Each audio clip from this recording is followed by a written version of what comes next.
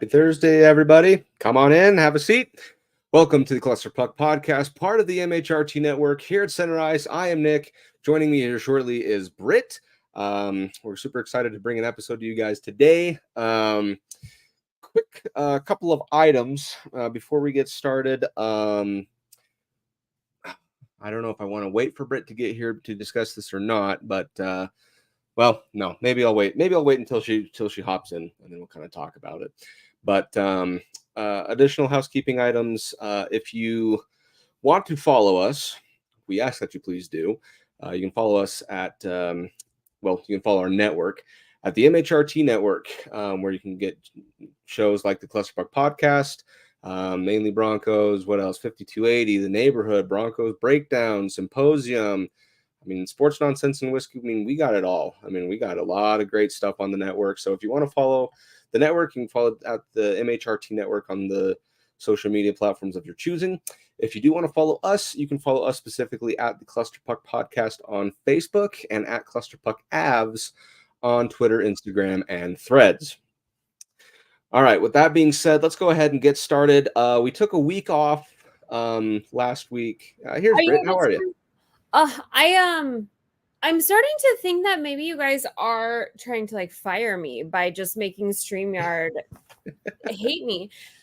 We had soccer, and so when I got home before I put Mac to bed, I got on StreamYard 25 minutes ago, logged in, made sure everything was good, so it didn't give me any issues. Didn't need to have you send me a passcode like a child, sure. And it was fine. And then I come back, and now my camera doesn't want to work on it. So I'm just if you'd like to fire me, you can just do it another way. That ain't my call to make. I don't. Plus, even if it was, the answer is a hard no. So, anyway, so what was I saying? Okay, so last week we took the week off, and Britt, now that you're here, we can kind of talk about this for just a little bit. We kind of wanted to join the rest of the media world, kind of take the week off due to the untimely and tragic passing of Johnny Gaudreau and his brother Matthew. We just didn't feel it right to do an episode that time, just because it was still pretty fresh. I personally don't think I would have made it through, just because of all the emotion setting in and the suddenness, and it was a pretty shocking piece of news that came out a couple weeks ago, and it was just. Especially, I don't know, were you awake when everything was coming out? People were starting to whisper about it online, saying that 2 guys have been killed. As I was going to bed that night prior, I think it was Allie that brought it up and said, "Hey, have you seen anything about this?" And so I started to see some slow leaks and stuff, but I didn't know if it was anything definitive. And then I wake up the next morning and they confirmed that it was Johnny and his brother Matthew, and I just it felt like it hit me like a bullet train, because it's Johnny was one of the greatest guys out there, he was just could do no wrong. Everyone in the league loved him. Great player, star player. And it's I know that everybody's got good things to say after somebody dies, but the things that have been said about him, I just hope that when I die, people have even a fraction of the amount of wonderful. It just sounds like he was the most normal. The thing that I've taken away from it the most is that he just loved and lived like a child. I love the idea of maintaining that childhood joy, especially when we are Avs fans, and our team is kind of crotchety, because sometimes we're kind of anything but, relentless and shameless love. And so their family, their brothers, their teammates, their dad, every single thing he did, charity work, he did stuff with children. I'm sure it's hard because his brother is lesser known, but it's not like he's any less important. But they both made sacrifices for each other. I don't know if you heard that, his brother was actually supposed to play for, what's the other Boston college? They went to BU, but they were going to go to BC, or what's it? So Boston College and Boston University are the two that. So UMass. Boston College is where they were going to go to one, and then Johnny had done some weighing on it, and he was really thinking about going to the other one specifically because it was very friendly towards smaller hockey players. And Johnny was like 5'9", and just even like 5 years ago, 5'9" was almost it, like there was no way that you could make it in the NHL. I mean, he is like a testament to how much the NHL has changed in allowing smaller players. But his brother actually switched colleges, so he let Johnny decide, and they decided to go to that one so that Johnny could be somewhere that, you know, worked better for his size and would give him a better chance. And obviously that sacrifice paid off. Yeah, it did. And that's just a small thing, but I mean, it just sounds like they're just a family of. No, you're right. Just the tight knit family, and they were very community oriented from all the stories that I've been seeing coming out. And it's just the tragic, shocking news. And I don't know, my whole takeaway with it was people that you saying, you know, like, well, this is a lesson to don't drink and drive. I say it's just a lesson, don't drink, period.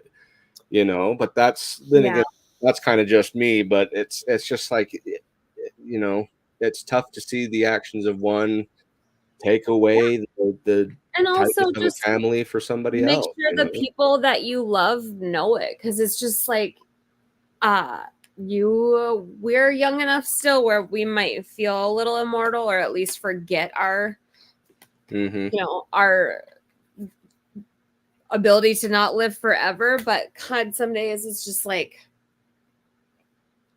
trying to think about like losing 2 siblings at the same time. And I just think about my 2 brothers. So now I've just like, I talked to in our little family group chat, we had an emotional moment of just like, make sure that every once in a while that even if you feel it, you just tell the people around you that you love them. Cause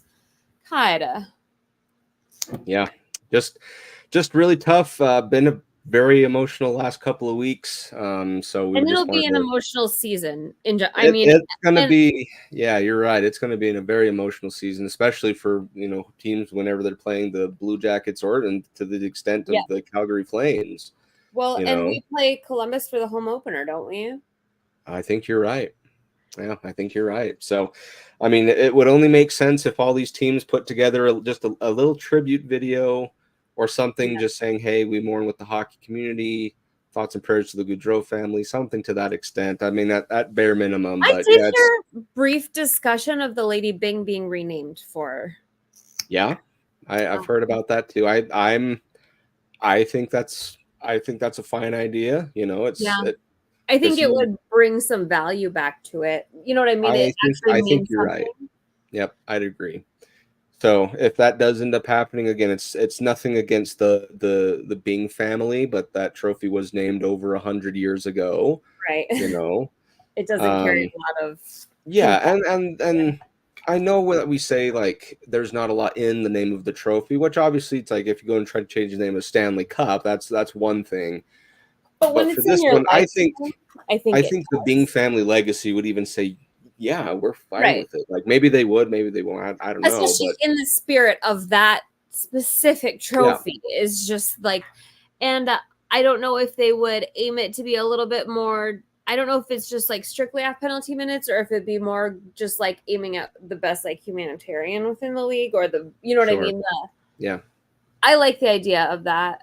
I don't know who would vote on it and make it fair, but I like the idea of just because it sounds like if we genuinely had an award for who's just the best dude, it sounds like he truly would have been. He would have been the guy every year in a row. It would have been him. Yeah. You know, I mean, it would not have been Nathan McKinnon. No, probably not.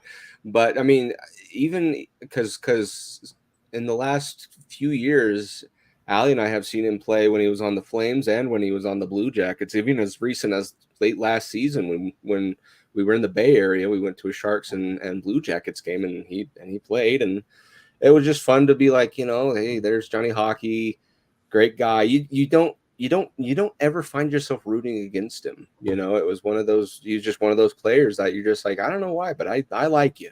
You know? I don't think that, and that's what.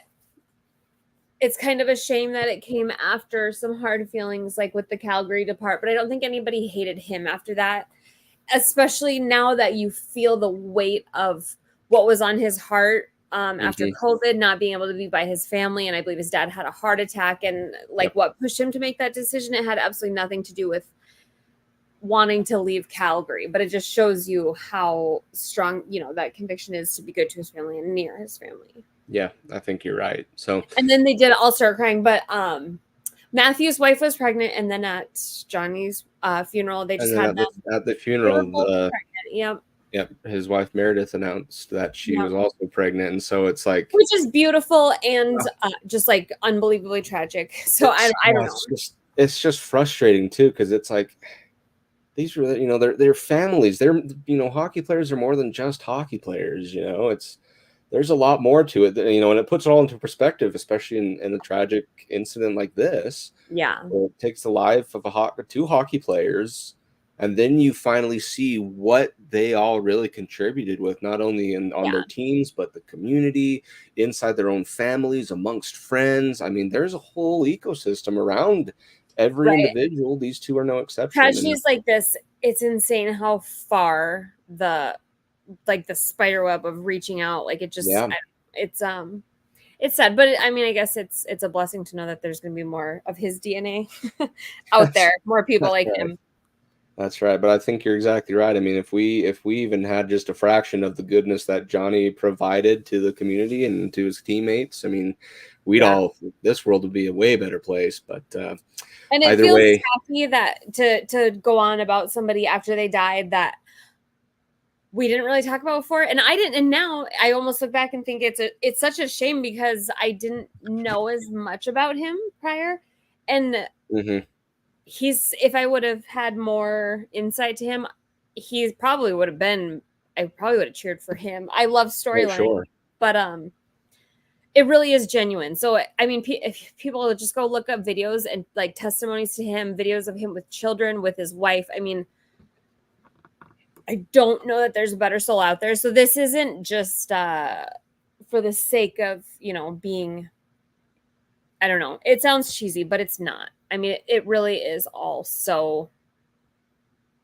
genuine. I don't know. Yeah. It makes me so sad. We got to stop talking about it. And there's like every podcast has said this week, there's no good transition. So it just. Yep. You got to go out to it. So our continued condolences go out to the Gaudreau family, all those affected. Keep our thoughts and our prayers throughout this upcoming season. And we'll miss Johnny and Matthew a lot, I can tell for sure. All right. So before we all get to the waterworks, where we are going to move on. So a few things that happened over the last couple of weeks, a couple of which are more recent than anything. The team announced, I believe yesterday, at the time of this episode, that one guy named Pierre-Édouard Bellemare is on a professional tryout and will report to training camp with the team here in the next I think week, right? The training camp starts next week, right? And so he'll test his luck there to see if he can make a spot on the roster, and if he does, great. Initial thoughts on this, Brit. Pierre-Édouard Bellemare played a couple seasons with the Avs not too long ago. What do you think?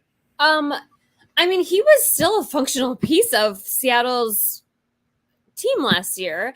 I don't think that we can anticipate. The way I see it is a role that he's kind of filling is like a Cogliano role. I think it's definitely a morale thing as much as anything.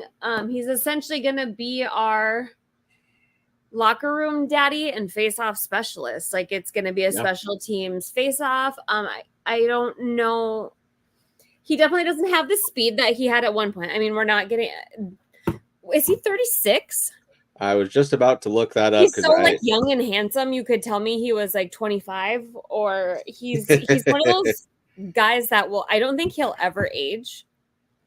Let's see. He's 39. Holy believe it. Bananas. So you the Jack Johnson, Cogliano, but he is like an absolute, he's like a fire. I mean, I don't know if you've listened to a ton of interviews with him. I think it might be one of my all-time favorite interviews where Burakovsky has to explain to him that they're not actually playing on the lake in Lake when they were Tahoe. doing the Tahoe games. He looked. He was so disappointed. Are we here? Yeah. Oh, it's so cute. And no, but he's one of those people that it's just very well known that he is a really good motivator and just a person that brings out the best in people. He's a positive person and he's sweet, but he's definitely not fast anymore, which he never was, like, you know, a first line or anything, but he's just going to be used in very minimal roles, but roles that were definitely a concern, losing Cogliano, Jack Johnson, Eric Johnson. I mean, we have lost so much of our like veteran moral backbone. Helm, like those kind of guys who have been around the block and been there and done that and have some emotional stability and little roles to play on the ice. And even if it is minimal, we're not going to be paying him a ton of money. We just need to release that sneaky Tyson Berry signing, because you can go to a PTO somewhere, but you can still sign somewhere else. Yeah, that's like true. So we might. I want that. It's not over yet, Nick. I'm holding on to hope, man. Same with Crosby, right? Well, I feel like mine's a little less of a stretch than yours. Sorry to reel you back in there. I will say, like, I'm happy that you will die on that hill. I will. I really am. Yep. But you know, I'm wondering if we just have a little. I think we may need to have just like a reality check episode for both of us, where it's like Barry ain't coming back and neither is Crosby or something like that. But hey, I mean, one can dream. I mean, for both of us. So yeah. But yeah. So as far as Bellemare though, hey. So as far as statistics go, here's what he played last year: 4 goals, 3 assists for 7 points. Keeping in mind, he only played half a season, almost 40 games, right? So that's kind of about the average of what he was even doing. I guess not average, but the track of what he was doing in his tenure in Colorado. So his first year in Colorado, 9 goals, 13 assists, pretty all right for a fourth line, someone that kind of contributes every now and again. For 22 and that's points. What's nice is, like, it's not like we're getting Nathan McKinnon, where there's going to so much decline that could occur. Most of the stuff that he brings is going to follow through, short of speed and health. Yeah, which I think more than anything, he is when he's playing, he's a very robust player.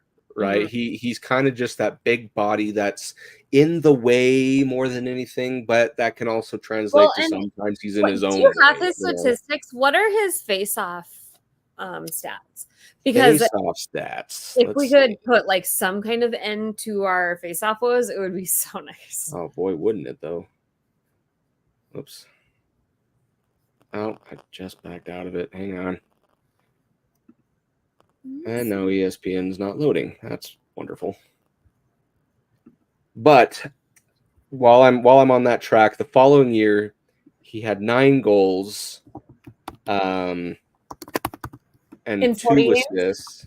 Or prior to that with Tampa. Well, so his second year in Colorado. I should have specified. Oh, okay. So 9 goals again, 2 assists, but again, he only played half a season, right? So if there is a way to tap into just a few years ago, right? I mean, I think again, he'd be a great fourth line when somebody's either healthy, scratching, not doing too well, injury. I'd be more than happy to kind of plug him in. Right, and it's not like we need him to be a workhorse. These would be protected minutes, limited minutes. Exactly. He's not going to be your go get him type kind of guy. Let's see, face-off percentage. No, that's not giving it to me. So I don't know what his face-off is, but I'm sure we'll find that at some point. But I mean, I can guarantee it's better than Nathan McKinnon's. I can guarantee you there's a lot that are better than Nathan McKinnon's. Mine, personally. Yeah, and maybe even mine at this point, and I can't even skate. But at the same time, I mean, he's if this PTO ends up panning out, which again, I'd be more than pleased if it did. Mm-hmm. It's another great veteran depth, and that's kind of the whole main reason why you want to have a veteran player. A lot of people say, well, they're old, they're not even going to do much. To young guns and up and coming, just out of rookies, stuff like that, veteran presence means everything, right? I mean, you look at, for example, the most recent addition of Connor Bedard. They surrounded him with all kinds of veteran presence. Corey Perry, Taylor Hall, right? They went and grabbed people. Off the ice, like off the ice in the locker room. And then also on the ice, there is so much value in being able to slow the game down and settle down a play, bring it back to earth. In times where someone younger and a little more nervous, even if it is a superstar like Connor Bedard, you don't inherently have the ability to slow the game down. And that is something you see like with Dallas in their veterans, they control games that way. So it's something that I don't think we could go back and look through any team that's won the cup that was able to do it without a group of that very distinct type. And I would say that he's probably on one of the lower levels of talent for that type. But the Jack Johnsons, the Coglianos, the Derek Helms, it is a very distinct type of person and player, but it's necessary. Yep. And even more so, that experience coming into play, especially having him played here a couple of seasons, he probably remembers those bits and pieces of the less habits to break. You don't have to teach things or justify them to him. He clearly will and can and has bought into Jared Bednar. So kind of getting to bypass a lot of growing pains. Yeah. And speaking of pains, that's kind of the only real downfall to him, is that in the last 5 or 6 seasons, he's only played one complete season. And even then for him, complete was 80 games, which is pretty good. They all just bizarro. It's not just like north of the half a season, it's just weird, which I get it. People are out some games, right? Like even if you're in the 70s, that's still a really good season, right? But he's hitting here 50s and 40s and occasionally 60. Just I think the one year on Tampa, he had 80 games, which whatever Tampa did to keep him healthy that's amazing. I don't know. They've got but that is the worry, that if you're trying to substitute injuries with another guy that's injury prone, but if he's just kind of a plug and play off season, that nothing that we were going to do was going to be shooting, we don't have the capability to do any blockbusters this summer. I mean, it's just not there for us. We are fortunately very good at sifting through the leftovers. We've had a lot of success, but there was no blockbuster in it for us. Come trade deadline, if Gabe Landeskog isn't ready, then we may start seeing blockbuster stuff. There you go. Right now, it's not. That's right. So it'll be interesting to see kind of what happens with him. I'd be more than, like I said, I'd be more than happy to see him back on the team. He was a great crowd favorite, locker room favorite. I mean, everybody loved him. Super sweet and goofy and just loud and fun, and probably lightens up that room. It felt like the room needed lightened up a lot last year. It really seemed like that locker room that we all boast about so much and how much chemistry there seemed to be. In our cup year, it really seemed like last year and the year prior that we were lacking that sometimes. Yep, 100%. Okay, and then our moving into our big topic of discussion. This one's going to be a lot of fun. So hockey season's coming, right? In fact, rookie camps or rookie games start tomorrow, which is so great because at least hockey is here. At least it's here. Preseason is in about a week. We should get to watch the preseason games against the Ducks for free, right? With their free streaming stuff. We should have a lot of that. And I know with at least the Utah Hockey Club, it's on their website. So they stream games on their website. So I think that almost all of them should be accessible. You should be able to access them either via their website or find out on their website more information of where you can watch it for free, I'd assume. Yeah. But either way, it means hockey's coming. I should say it's here. Preseason's only going to be about a week or so away. So like we're there. Like we're there, just crossing the finish line. So I want to take these next, at least up until the season begins, to start talking about positions and what needs to happen in order to find success in the regular season. And I figured probably the easiest ones to talk about right now are the goalie tandem of Alexander Georgiev and Justus Annunen. And that's why, Britt, I see you smiling, because I know you are very opinionated about this. So it's everything else. I desperately want to feel and think something, but there's so many uncertainties that whew. Yep. But such is the life of an Avs fan, is like never trust your goalie or buy one of their jerseys. Exactly. And that's kind of why I blocked out a rather large chunk of time, because I'm sure we're going to dig into the weeds in this one. Yeah. So I'll go ahead and get started. So what is it that the goaltending tandem need to do? And I think it's best if we do go individually. So both Georgiev and Annunen, what do they need to do in order to achieve success? So I'll start with Alexander Georgiev, since he will be your main workhorse. The one thing I noticed, so he is a fine goaltender. I don't really have too much issue with how he plays things. At his ceiling, he is Vezina caliber. He is, right? If there's just a couple things that I wish he would do in order to maybe improve his game from what I've seen, is instead of deflecting pucks, catch them. That's the first one, right? He loves to deflect more than he likes to catch, which is fine. Like in a lot of instances, he's a lot of rebound struggles last year. At one point, I think I texted you and asked, like, he has to be going through a glove issue right now. And that's maybe it, I don't know. But at the same time, it's like, if you're catching something, it's because you sense that there is too much danger around, right?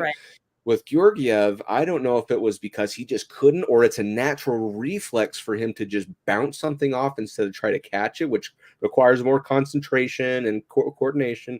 I understand that. But a lot of these goals that the opponent scored on us were because of some rebounds that he let up, right?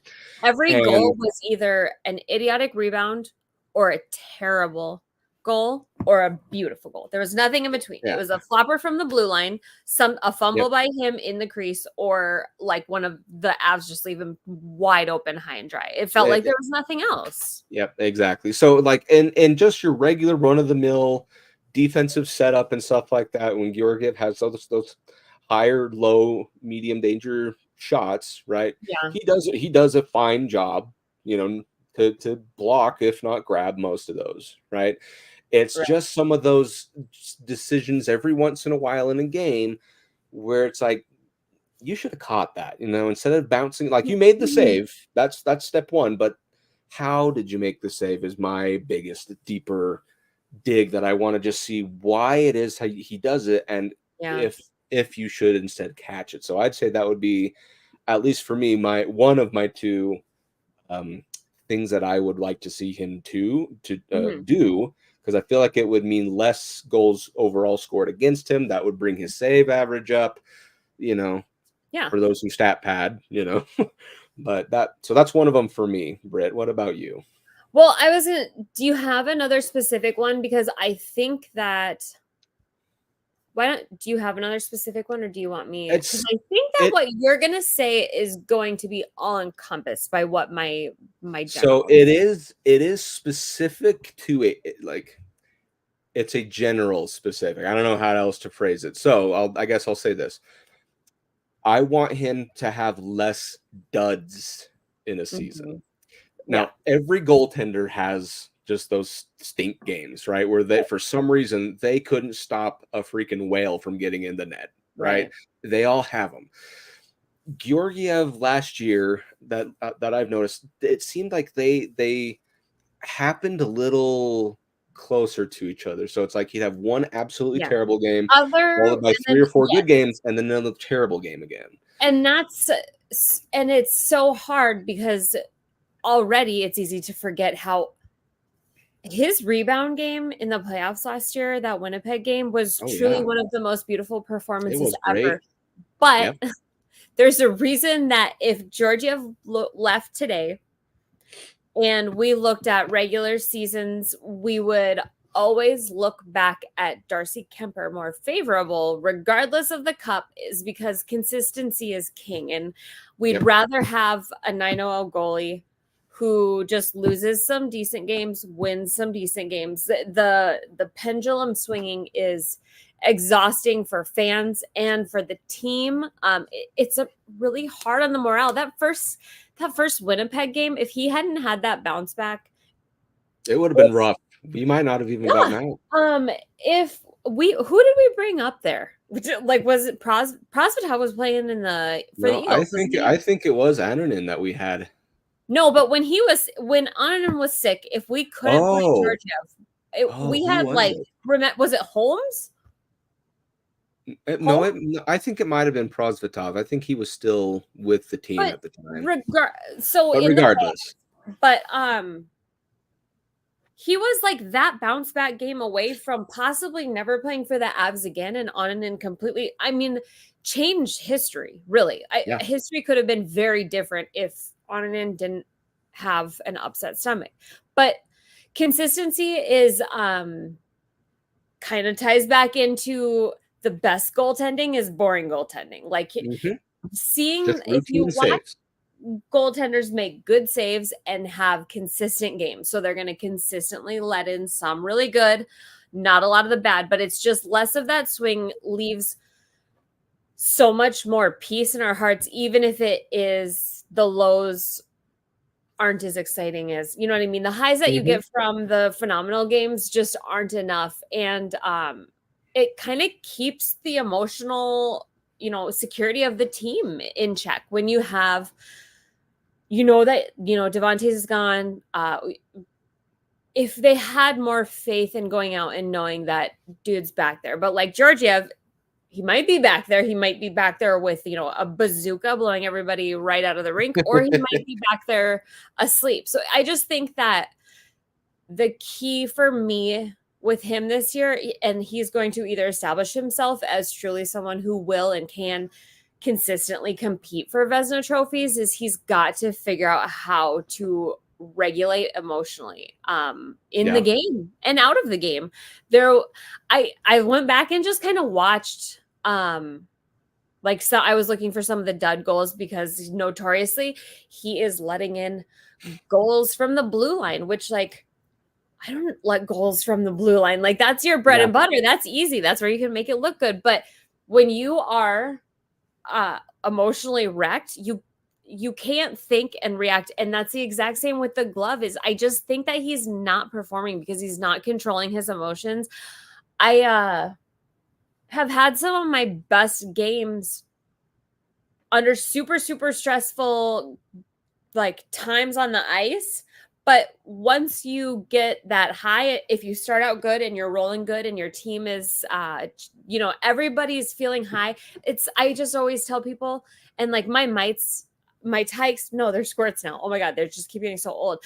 I always tell them, no matter how bad your goalie is playing, you want to make your goalie feel incredible, because nothing good ever comes out other than Patrick Waugh. I just really think that the day and age of angry goalies who storm the world is done.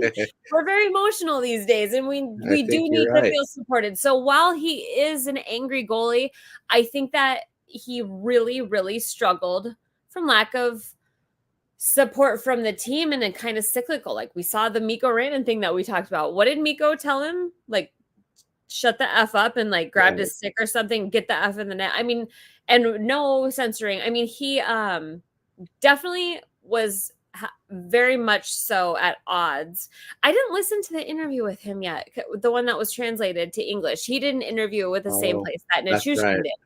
But I did find it kind of interesting that Trennan said that it is a little cliquey, and you got to kind of wonder if he struggles with that click, because something tells me he's not quite cool enough to hang out in Nuke's Russian game, his little Russian chain wearing gang, because I just see Georgiev as like such an oddball. But yeah, I just think everything that we could name will come back to just emotional regulation. And he's playing on Nathan MacKinnon's team, and Nathan MacKinnon is like one of the primary pioneers of mental well-being within sports, and like sports psychology is just from like 3 years ago to today. Sports psychology is so much more utilized within the NHL and in teenagers. I mean, everyone needs to work on their mental health, but for these professional athletes, emotional regulation with 18,000 people around you trying to do something on, you know what I mean? Like they do deserve and require probably a little bit more. And being a goalie, like I cannot think of anything more torturous than being an NHL goaltender. Oh, for sure. Especially being a bad one. and I think kind of tying even into that second point is the less dud games you have, the less that takes an emotional toll on you, because there's nothing more crushing when you are getting beat 7-0, 8-2, whatever it is, where it's like you didn't do your job, right? There's nothing more crushing. But then as a goalie too, when you're working so hard and you're just playing awful, because not the word vibes, but like just the chemistry of everyone is off. You play awful. And the thing about goalie is like, you can be trying your hardest and still not playing your best. Yep. And I think that's if he reels that in, and it's usually like a rolling ball. Like he would get rolling and have good stints until something would happen. And he's got to figure out how to recover from those little incidents to not have to continue. I mean, he played good through the playoffs. If we had put like a proper team in front of him, through the whole Dallas series, I really think that he could have established it.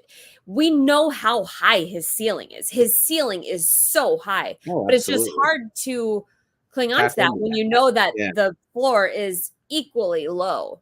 And it's like lava on it. And it's not a good. Yeah. Cause for him, like, you're like, goalies are going to lose games, right? Like, and it's fine if it's those 1-0 losses, or those 2-1s, or 4 G's. Like that's right.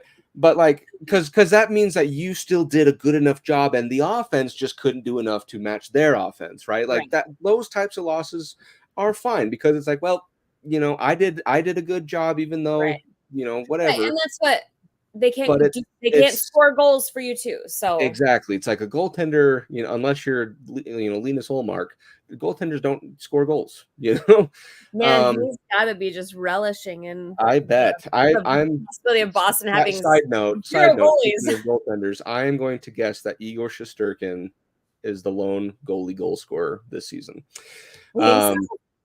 I think. Well, I watch as many Rangers games as the other guy because of Allie, and every time there's an empty net, he tries for it at least once. I like it. I like the chaos. I like it too. When it's bad chaos, I like it on other teams. I don't know how that I love chaos so much, and I like go for like the chaotic players and storylines. But anytime anything goes wrong with the Avs, I immediately go into like breakdown mode. I honestly like flies to flypaper, Brit to chaos. If Columbus was my team, I think I would have just given up on hockey by now. Like all the drama of the coaches and the players, or like the Canadiens, I couldn't. I would probably have to be committed like regularly, because it is so stressful. So that is I know I make fun of us for being boring and cold a lot of the time, but it is good for my emotional health. Very true. But yeah, as far as Georgiev is concerned, like he's fine. Like he's done a great job the last 2 seasons, right? But this year, which I think is now a contract year, I bet you it's going to then hopefully ramp up even more. And you seriously see now what he's actually capable of, because like you said, he's looking for a contract that he probably isn't in Colorado. It could be. Right, because he is absolutely elite tier, and it could be similar to maybe an Aiden Hill situation where San Jose wasn't it, Arizona wasn't it, but he just struck gold, no pun intended, with the Golden Knights. Well, and won a Stanley Cup. I think that having on and behind him is going to be good for him. I think so. He's got like competition, it's friendly, whatever, but the competition is healthy for goaltenders, especially in this tandem age. They kind of keep each other in check, that you have to be you have to be on your best all the time. And he really hasn't had that. He's basically, because that's what I tell people, is if you have a goalie with no backup and nobody coming for their job, then you operate differently. But when you're hungry and that you're a bad game away from losing it, Francouz was hurt. We weren't going to put Onanen it. You know what I mean? That we weren't, everybody knew Onanen wasn't ready. Georgiev really, and you have to kind of wonder too, who he had to like collaborate with and just kind of do dumb goalie things with at practice. So I'm really hoping this is a healthy year for him. I imagine if he's awful, we won't re-sign him. Annunen is the future, and we also just drafted 900 goalies. And if he has the best year, just goes off, then he'll go pull a Darcy Kemper and get overpaid. And potentially, I don't really see any in the middle, because if he's decent, somebody will still probably overpay him. So I don't really think that we can plan to see him, but I root for him. I root for all goalies other than Jordan Binnington. If my team's not playing, I'm always thinking of the goalie. So I don't know. There you go. But let's talk about Justus Annunen then, because that's going to be another guy who's going to see some significant bump in game play, playing time, like you name it. So I'll go ahead and get started with him for things that I like to see out of him. He is now going to have a bigger sample size. He's going to relieve Georgiev of some games, and he is your bona fide backup, right? Do you think so, or do you think they'll call him backup and Georgiev starter to give Georgiev the ego boost? But potentially. I mean, I wouldn't use the word backup around the two of them. Right. 1A, 1B is probably what I'd say. But in either sense, he's going to get games, a lot more games, so that not only not shit games that matter. We'll have meaningful games. Yeah, exactly. You're exactly right. Which is going to relieve Georgiev of playing, over gassing himself, ergo less dud games, right? So there's another plus. Helping with the mental, bumps that he might have. What's funny is Onanen is kind of just the opposite of Georgiev. He seems to be the most well-tempered, perfectly content person. Just struggles with thrive in these high-stress situations, man. I tell you what, it's like he's calm under pressure, man.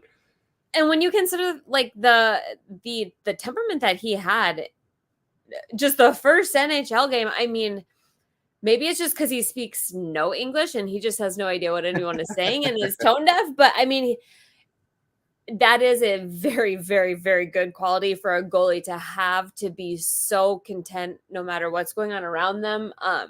I think that it's easier to train body movements than it is to train mental tendencies. So he's got some technical stuff. He's not super duper. I think he's gotten better. We just didn't get to see many like high stakes, or you know what I mean. We watched him play like Chicago. None of it was super. I don't know. No, it'll be interesting. Right. But we do have a lot invested in this kid. So exactly. And now that he's got a contract now, and like I said, he's going to have more games. So it's about carpe diem, basically seizing the day. Taking advantage of these opportunities given, because for all we know, similar to what you were saying, is he might be your guy next year, right? You never know. And so this is going to be his chance, that when he's getting these games, maybe they're the kind of trash games that you should be winning, or they're the ones where it's like, hey, Georgiev's in a funk and we're playing the Bruins, like we need you to do something here. He's gonna get these opportunities. So I'm excited to see him rise to the occasion. We saw him take from the 2022 season to this last season. We saw him take a big step forward. 2 shutouts against Blackhawks. Hurt. We need him to stay healthy. That's true. But like two shutouts, granted they were against Chicago, but in a row, that's really good, right? So just the confidence. We are so good at playing like crap against Chicago and Arizona. Honestly, it might be some of the harder goaltending games, and it's really hard to play a game where you only see 10 shots and 8 of them are wildly like ridiculous. ridiculous breakaways because that's the That's nature just kind of of how it is. players. So that would be kind of my key to the game is for him to seize these opportunities, to take advantage of it. Because I still have a couple of reservations, right? I think he's perfectly capable of any of those lower tier games. I'm totally fine with him in net. But it's the higher ones where I'm like, I am trusting you. I'm confident that Yeah. you will perform well. And I want him to maintain that confidence that I have in him, that he'll exciting because perform he well. really might thrive there. He might absolutely thrive being able to be so like calm temper. You know what I mean? I just really have never seen him look like phased at all. So if you can control yourself in games like that, when you have the best defenseman in the world in front of you playing like crap and turning it over, and you can blow it off and go on to the next shift, then you're going to be able to develop a lot faster and stay without having dips before a plateau. Yeah, I think you're exactly right. The last thing that I want to say with Anunin before we wrap up is there's a couple little things with his goaltending where it's like not everything is as sharp and fast as as I'd like to see them. He's now, granted, not really as athletic. I'm hearing. Yeah, now he's a bigger body, which is great, right? Which means you don't have to move But as much per se. Vasilevsky boring goaltending. So Exactly, and so there's a lot of those things where, like when he's trying to go for a catch, there's a lot of times when I've seen other teams score goals on him, his glove is just a tick behind what it needs to be, and if it was just a little faster, he would have made the catch, or he would have made the block, or he would have closed the pads. Hopefully some sustained time without an injury, because I believe he has had an injury within the last 2 seasons with the Eagles that have knocked him out like almost half a season or a good chunks of time. Especially now if he can get some long periods of health with the better resources, and I mean he's going to have access to everything available basically in the world at this point to bring it to the next level. So I mean I'm excited for him. He's really boring. He's honestly we need that. Can never give me a goalie that I can get excited about. Like just give me back, I don't know, even Varlamov. Just bring back Varlamov. I don't know. But yeah, the ads sure don't feed to my goalie excitement at all. There's no tantalizing goalie news ever. Well, maybe that's a good thing. Yeah. Maybe it's less for the stress, easier on the mind, I guess. But yeah, was there anything else as far as Anunin that you wanted to maybe see, maybe keys to success or anything? Okay. So okay, well, perfect. But yeah, like overall though, I think we're going to have just a fine tandem. I think Anunin overall is going to take that step forward. I think Georgiev, now that he doesn't have to play a ton, will be much more calm of we have bolstered the defense and the way we've got. I can't think of any way they could have done it more efficiently with what was available. We have a couple gambles, but we have people in the rafters. Like it's getting to the point where I'm stressed about the guys that won't be able to come up that are so good, because we already have too many guys who are too good in front of them. You know what I mean? I want to see Poland. I want to see some of these guys get more shots, but fortunately they all get hurt. So we'll just run the little carousel through the fourth line. And I think that the defense is going to make a big difference in our goaltending. It's hard not to wonder if he was so bad those times because he was angry because our defense was so bad. Yeah. I mean, a goalie can't win you every single game. Right. I mean, there are 5 other skaters out on the ice that have some jobs to do as well, which we'll talk about some of those positions next week and then obviously the week after. But as far as that's concerned, I mean, that's the goaltending. I mean, I think we're in really solid shape. But there's obviously things to clean up, and I don't know if it ends up happening again. I think what you said. If defense can pick up their end, goaltender cleans up their stuff. And we're right back to Stanley Cup caliber. I refuse to believe that Matt Davis is going to go to anywhere but Colorado when he signs an NHL. I don't know. Is Matt Davis just going to go straight to free agency after there's some weird secrecy surrounding Matt Davis, the DU goaltender who had his huge breaking out party this year, and so he went back to college this year. I really was convincing myself that they're just gonna they're just gonna like Georgiev is just the new backup. They can just pick up Matt Davis and I'm sure he's had limited sample size also, granted one of them being one of the greatest college goaltending performances of all time.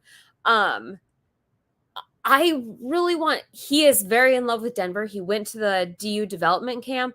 He seems like he just loves Colorado. So I hope that he's in the rafters. But if you guys tune into the games, it sounds like that goalie, I can never remember. Is it Mishkapov or some version of S's, M's, CH's? It ends with an ov. He is supposed to be like a very serious prospect. He's not just a dude to fill, rookie rosters. So I would keep an eye on him. Sorry, I don't know his name, but if he's a goalie for the Avs at a preseason game and he's not on an in or Georgiev, but yeah, I don't know that we're ever going to get any peace as in our goaltending as Avs fans. It's honestly hard to think. Like for your wife, the Rangers have had literally the opposite. They've gone from long-term relationships straight into the next one with no, you know what I mean? They're like that chick that just moves smooth right over. Yep. Yeah. To the point where even last year, Jonathan Quick was like, oh, maybe he's your starting goaltender from now on, I was reading something about his statistics last year, and then I went through and looked at that like 9-game stretch and just watched him, and nobody is ever going to be as awesome and as freaking cool of a goalie as Carey Price is and was. Like, he is the end of it. He really, truly is the end of fantastical goaltending. It's such a shame. I love him so much. Well, it'll be fun. Of course, he goes off for New York. Well, Quick's from New York City. He grew up a Rangers fan. But they're just so charmed in their goaltending. Like, everything about New York goaltending is like the luckiest. It's insane how blessed they have been. The Lord. There you go. They can have great goaltenders for 3 goalies straight, but we have a Hart Trophy winner. We have Nathan McKinnon and company. But people think New York's going to win it this year, so they might have a Hart Trophy winner in Shesterkin next year.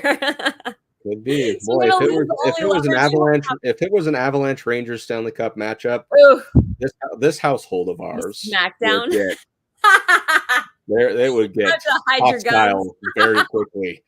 A very hostile environment. But it's so we'll funny have to see as the season plays out. Okay, Britt. Well, I think that'll take us kind of the end of this episode. I don't know if there was anything else you wanted to add today. I don't think so. No. Okay, perfect. Well, thank you, everybody, for following along on this episode of the Cluster Puck Podcast. We enjoy your guys' viewership. If you like what you saw, don't forget to like and subscribe, follow the MHRT network so you can get notified when shows like the Cluster Puck Podcast go live. You can follow them on their various social media platforms or wherever you get your podcasts. If you want to follow us, you can follow us at the Cluster Puck Podcast on Facebook or at Cluster Puck Avs on Twitter, Instagram, and Threads. With that being said, rookie camps start. We're talking about preseason next week. 24th? Is that the first one? Let's see. Okay. Sorry, buzzkill. I think overall, it is like a week from. You're like winding up for your monster truck closure.